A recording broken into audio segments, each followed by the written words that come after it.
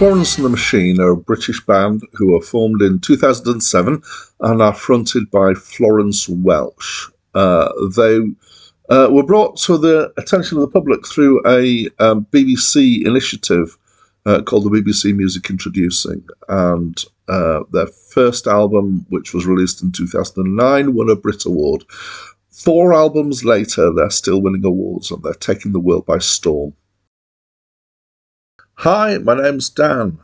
So I am aware of Florence and the Machine. I've heard some of their tracks on the radio, particularly. They've kind of been in my on my radar for a while. But this is the first time that I've listened to this album. I did know one track off it, the first track, which has been I presume, a hit. I've heard it around on the radio. So what is it? It's another one of these things where there's quite a few different styles listed on Wikipedia. I'm going to go out on a limb and claim that it's somewhere in the art rock, baroque, pop kind of area. It's generally uses kind of rock stuff, but it's not heavily overdriven. There's occasionally bits of overdrive, but there's just a vast range of styles and sounds here, and it's big. It's got a really kind of grand feel to it,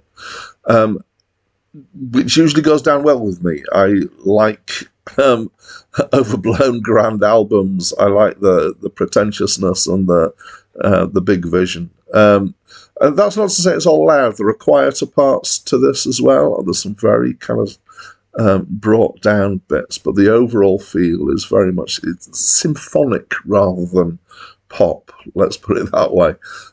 Uses the dynamic range well. So a mixture of many styles. That some people have said that there's a folk influence in here, and I guess when I think about it, I can kind of hear that, but there's definitely kind of modern rock and the kind of soul of people like Adele and the stuff in here. But they're not kind of confining themselves to a genre, really. They're just producing this big music. And to go with the big music, we've got a big voice. Okay, so we really have to talk about Florence's voice. It's incredible. But there's no other way around it. She's strong, she can really blast out, but also it can be very tender and beautiful at times. There's a real feeling of pathos to the voice. So I'm reminded actually mostly of Stevie Nicks from Fleetwood Mac, a little bit of Sinead O'Connor. She's been compared to other people like Kate Bush. I heard at times a bit of Adele in there, but it's her own voice. So we always, as critics, we like to do these comparisons so you get an idea of what we're talking about. But I think she's quite a unique voice. She's a very talented singer. And then it's been backed up by the hugeness of the sound that's been made by the band. There's songs about love, romance, life, regret, loss, death, those kind of things,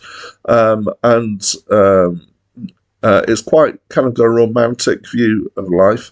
I try generally to avoid being too pretentious with these reviews, but I want to say that for some reason it really reminds me of pre-Raphaelite paintings. If you don't know what that means, don't worry about it.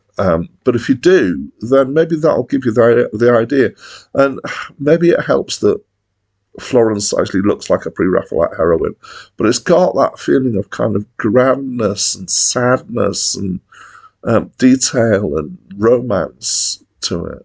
So I really like it. It's a great album. Is it strong enough for me to give it a 9? No, we'll see. So I'd love to know what you think. That's what the comments box for. That's it from me for now.